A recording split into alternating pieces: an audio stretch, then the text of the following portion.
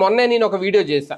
డిజి లక్ష్మి అనే ఒక కాన్సెప్ట్ త్వరలో రాబోతుంది. మీ సేవలతో పోటీగా కియోస్క్ సెంటర్లను తీసుకురాబోతున్నారు అనేది. అయితే ఇందులో భాగంగానే అంటే ఒక రకంగా ఇది ఒక స్వయం ఉపాధికి సంబంధించిన పథకం. ఇది డిజి లక్ష్మి అనేది. ఇప్పుడు దీనికి సంబంధించి ఆల్రెడీ డిజిటల్ ఇండియాలో భాగంగా ఉమ్మడి తూర్పుగోదావరి జిల్లాలోని పట్టణాల్లో ఈ ఎస్ఎల్ఎఫ్ అంటే స్లమ్ లెవెల్ ఫెడరేషన్ డిజి లక్ష్మి కామన్ సర్వీస్ సెంటర్లు ఏర్పాటు కాబోతున్నాయి. ఇప్పటికే మెప్మా అధికారులు చర్యలు చేపట్టారు. మీ సేవా కేంద్రాల్లో అందించే వివిధ రకాల డిజిటల్ సేవలన్నీ కూడా ఇక నుంచి ఈ సెంటర్లో ఎవరైతే ఎంపికైన పొదుపు సంఘాల మహిళలు ఎవరైతే ఉన్నారో వాళ్ళు అందించబోతున్నారు. మహిళల ఎంపిక రిజిస్ట్రేషన్ ప్రక్రియ జరుగుతోంది.